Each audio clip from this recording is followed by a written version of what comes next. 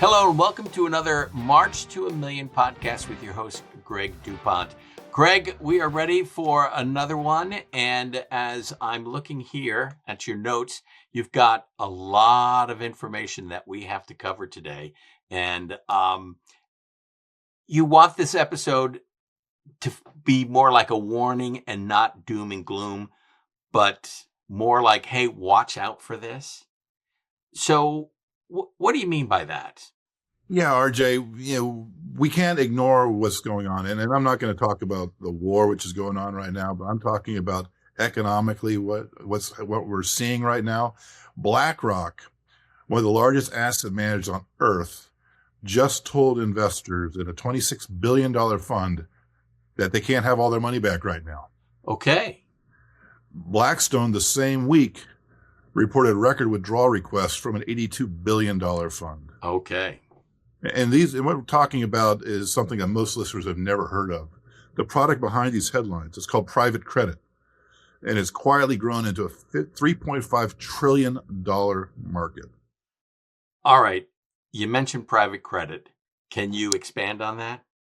Yeah, today we're going to talk about three different things that we're going to cover. What private credit is, why it could create ripple effects for regular portfolios, and the specific steps people can take right now to reduce their exposures. So with regard to what private credit is, think of it this way. For most of history, if a business needed a loan, they went to a bank. Banks are regulated, public, and transparent. After the 2008 financial crisis, new regulations made banks pull back from certain types of lending, especially to mid-sized businesses and riskier borrowers. So into that gap walked a new set of lenders. Hedge funds, private equity firms, asset managers, they raise money from wealthy investors and institutions, and they lend it directly to businesses that couldn't easily access bank loans. That's private credit. Okay. So explain how this then grew. How did it become so popular and who is actually benefiting from this? Yeah, so private credit or private debt, it's lending that happens outside the traditional banking system, with far less regulatory oversight. And the private in the name is key. These deals don't trade on public markets. They aren't priced daily, and they aren't easy to exit. Let's get into the risks. Explain the good and the bad about this. So in 2009, it was essentially a niche market. By 2020, it was roughly $1 trillion. And now it's $3.5 trillion globally and growing fast. Morgan Stanley projects that it would be $5 trillion by 2029. Jeez. Capital deployment in private credit grew 78% in 2024 alone. That's not a slow burning trend, that's acceleration. What problems do you foresee with that then? Well, you remember what happened back in the day with junk bonds. Right. So for comparison, the entire U.S. junk bond market is roughly $1.4 trillion. So private credit is more than double that and largely operates without the same disclosure requirements. I mean, does that make you nervous? I mean, you're looking at this, you follow this. I mean, how concerned are you with this situation? Well, so as we look at it in the context of where things are in the economy, we start with understanding that the products range from direct loans to mid-sized businesses, to fancy mezzanine financing, hybrid of debt and equity, to distressed debt investing. The main players in this field are household names: BlackRock, Blackstone, Apollo, KKR, Ares, Blue Owl, things like that. And so it attracts two types of people, both the borrowers and the investors. For borrowers, companies that couldn't get bank loans or that needed capital fast with flexible terms, private credit funds came in and can move quickly and don't require as many hoops. So for a business person, speed and flexibility have real value. So that made it attractive for them to borrow. For investors, pension funds, insurance companies, endowments, and eventually retail wealth management clients, private credit offered something banks couldn't: yield. In a world of near zero interest rates from 2009 through 2021, private credit funds were often paying 8 to 12% returns. Oh, okay. That sounds good. Well, investors loved them. They loved the value of these because the funds seemed stable. They didn't bounce around like the stock market. That stability comes with a catch. And that is? These assets aren't priced by the market every day. They're valued using internal models, which means the price you see may not reflect reality when it's time to sell. Okay, so now how does that affect the average guy like myself, average person like myself? How does that affect me? Why? I mean, some of the things you're talking about, I'm not part of that. So how does this affect me? You're going to see as we have our conversation here that it's a contagion that has the effect that potentially trickles right down to RJ's 401k. Oh, okay. So indirectly, I can get smacked. It's a red flag hiding in plain sight, and that's what we're starting to see. In 2026, that comfortable, stable looking valuations, those started being tested for the first time at scale. There are three layers of risk that are worth understanding. First, illiquidity and gating. These funds promise periodic redemptions usually quarterly, but the underlying loans can't be sold in 24 hours like a stock. And when too many investors ask for their money back at the same time, fund managers have to choose.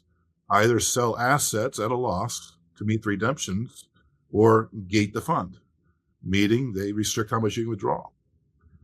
And that's what BlackRock just did.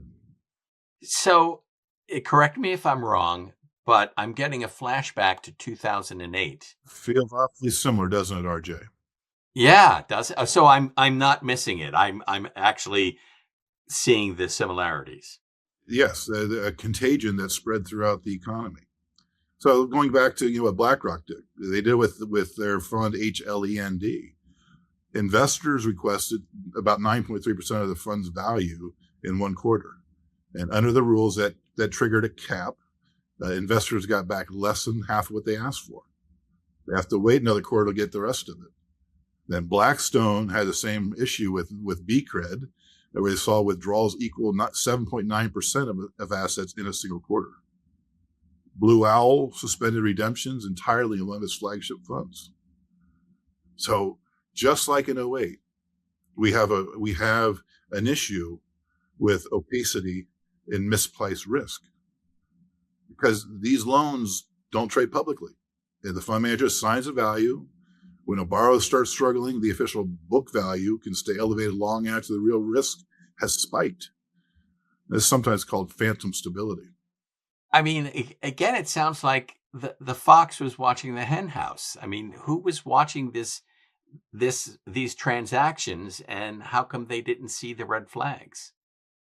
Because the people of the financial industry are arrogant. Okay. They're smarter than everybody else. Okay.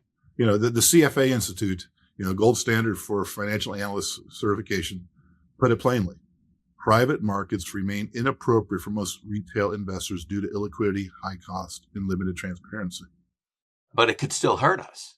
Even though we're not involved, it could still hurt us big time.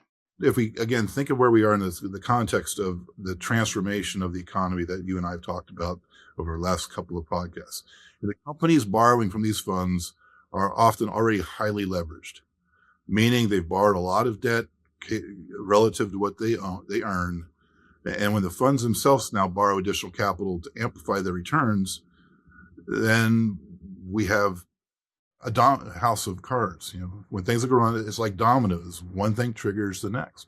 And so when we think about the pressure that some of these companies are under, meaning the companies that borrowed money, now when AI is coming in, all that stuff, that's going to force them they've got debt repayments that might be there, capital calls that are coming in, all this vicious cycle from the outside. Now, from the inside, again, pension funds and other publicly traded funds have been reaching for yield and reach into this universe to try to get that. Okay, so I mean, this has been serious information, and I feel like I'm getting into a point where I'm could be scaring people who are listening. How can what are your suggestions? What are your, I guess, your tips on how to protect yourself? Well, first, as you might be feeling scared, to be fair, some argue that the fears are overblown. Private credit managers point out that default rates remain relatively low. The loan covenants have tightened up since 2020, and the asset class has shown resilience before. They're worth acknowledging, but we're watching this in real time. And this is the part that surprises most people. Again, as I said earlier, the exposure is already much closer than you think. It's in pension funds. State and teacher pension fund plans have been major allocators of private credit, chasing yield. And if private credit experiences a significant write-down cycle, pension funding gaps could widen. Insurance companies, including the insurers behind annuities and life insurance, have increased allocations to private credit for the same yield reasons, chasing that return. And regulators are starting to scrutinize this a little bit.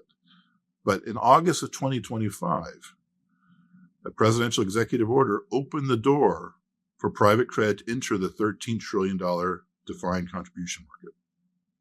So if your 401k begins offering target date funds with private credit exposure, then the risk comes directly to your retirement account. Can you avoid that? Can you, if what you just described coming to your account, can you say, no, I don't want any part of that? Well, it comes from understanding and knowledge. That's the purpose for this conversation. People need to be aware this is out there so that they can scrutinize what is in their 401k. Do they have exposure to this? At the macro level, there's $3.5 trillion of opaque liquid debt held by institutions that's woven into the broader financial system. That is a systemic risk. That kind that can affect asset prices across the board during a stress event, just like 2008. Regardless of you personally own any of that private credit. And so the answer isn't to be panicking at this, but it's to understand what we've got. And most portfolios are highly concentrated in large cap equities, and they don't really participate in this market. It's the mid-sized companies that are in this market. But if there is a blowout of this sector, then it's a contagion. So the toolbox that is out there, for the investor, we got to think about the good old-fashioned diversification, right? Commodities, gold, oil, real assets, hard assets, they historically hold value or appreciate during times of financial stress, inflation or dollar weaknesses. Yeah, so it's diversify.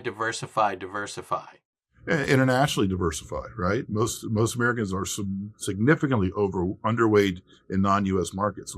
We have a focus on our own companies, and if this does come home to roost, well, perhaps opportunity lies elsewhere and not here.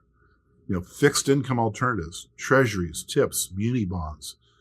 Private credit is yielding in the 8 to 12% range, but carrying that hidden risk, sometimes a boring 4 to 5% from U.S. Treasury might be a good idea, especially on a risk-adjusted basis. Wow, that was a lot. So how can you wrap this up to, a person like myself listening, really not paying attention to private credit before? What's the one thing you want us to walk away with? The canary is in the coal mine, right? If we start tracking some of these companies, keep paying attention to them. First, we need to have ourselves protected. As I speak of over and over, there is a time coming where I believe there will be a significant market collapse. Will this be the cause of it? Who knows? But when you look at the time we are in, and we look at the extended nature of some of these companies, the next couple of years could be critical, which is why we want to be in a position where we have as much protection as we can.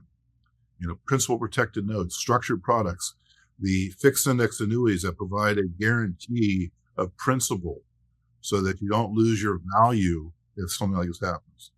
But it's knowledge, understanding whether or not you've got some of these. And when the people come knocking and saying they want more money, Here's another new opportunity in your 401k to put it into this private credit stuff that historically has been doing so well. Look at it with a bit of a skeptical eye. Past performance and no predictor of future performance, right? Right. We tell it over and over again. And the story that makes private credit seem so attractive is the same story that we heard in 2008 regarding mortgage-backed securities. And we saw what happened then. But this time I don't expect the Fed to be able to print money like they did coming out of the other ones. Really? So this would be, in your opinion, this would be bigger than what happened in 2008. It made the drawdown may not be as big. Who knows? That was a tremendous. But if you look at 2000, 2008, those are tumultuous times. And where are we now? Tumultuous times. We are looking at a transition from the information economy to the AI economy. Right. What's going to happen? Just as a personal aside on this, I reached out to one of these private credit groups about 4 years ago, coming out of COVID, just to see what the deal was in terms of for my business. How does that look? Every day I get a dozen calls from these people looking to lend me money. Wow. Okay. So they're chasing down, borrowers. It feels a lot like, being, trying to make a deal with Uncle Guido, except it's legal. All right. The type of money that they offer and the packaging is remarkable. We'll just say that in relation to, the revenues of my enterprise. But when you think about people that are business owners, that are entrepreneurs, that have been building business, again, I see a couple of things happening coming out of this. One, if you've got a business and you have got one of these loans that have loans coming due, what's that going to do to your business? What it's going to do is it's going to exacerbate your desire to move towards AI, robots, et cetera, reduce expenses from your workforce so you can be more profitable, so you can make the interest payments. But that will hurt you in the long run. It's part of what's happening with our economy, right? We've talked about before. So that is a factor that if we look at the type of companies that are borrowers on this, they are entrepreneurs. They are the ones building the new economy, and they are the ones that are going to let people go as soon as they can so they can continue to afford to make the debt payments. On the consumer side, as we've talked about, these have kind of filtered into the mass economy, and once that hits, then who knows? So it's a potential double whammy. So for here, some steps for you today. First of all, verify whether you have any of this stuff in your funds. Do you have any private credit exposure? Second, what percentage of your portfolio is in U.S. equities only? If it's above 80%, then you have concentration risk, and you don't have diversification. You should look at that. Third, do you have any principal protection in your portfolio? If the markets fell 30% tomorrow, would anything in your portfolio be insulated from that loss? And fourth, understand what is your time horizon? What is your true risk tolerance? And if you couldn't sleep through a 40% market decline, your portfolio probably doesn't match that yet. Okay. The private credit market is not some obscure Wall Street product anymore. It's $3.5 trillion. It's starting to crack in real time, and regulators have opened the door to bring it directly into your 401k. That's not hypothetical risk. It's the current trajectory. So you may not even know that you have this in your 401k. If you think back to Enron, for example. Oh, yeah. Many people that lost a lot of money didn't realize they had Enron in their portfolio because it was in large cap, small cap, everything. It grew through all that stuff. So people didn't realize they had exposure to it. Similarly, many people think they've got a bond fund that's got some safe money in it for yield, and it really has these things in it. Okay, well, that's a lot of information you just threw at us. So, um, how can people get in touch with you if they have more questions? The best way to get into my universe and just to see where we're at is to go to my website, www.gsdupont.com. And it's kind of an entry to all things that we do here, whether it's on the finance side, the legal side, or the WSM side. All right, that sounds good.